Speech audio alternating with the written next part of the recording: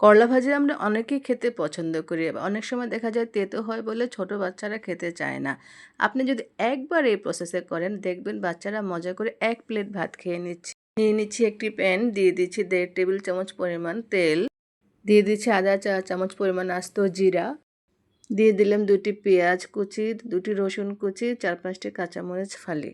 পেঁয়াজ মরিচটা ভালো করে একটু ভেজে নেব। দিয়ে দিলাম ধুয়ে রাখা করলা আর আলুটা। এখানে আমি ২০০ গ্রাম করলা আর ২টি ছোট আলু নিয়েছি। দিয়ে দিচ্ছি ১ চিমটি পরিমাণ হলুদ গুঁড়া, ১ চিমটি পরিমাণ ধনিয়া গুঁড়া, দিয়ে দিচ্ছি ১ চা চামচের কম একটু লবণ। করলাটা এবার নেড়েচেড়ে সব কিছু একসাথে মিশিয়ে নেব।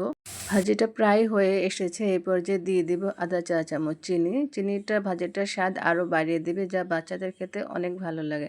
আপনারা চাইলে চিনিটা স্কিপ করেও নিতে পারেন। ব্যাস হয়ে গিয়েছে আমার করলা ভাজি। দেখতেই পাচ্ছেন রঙটা কতটা সুন্দর হয়েছে। চাইলে আপনারাও বাসায় ট্রাই করতে পারেন।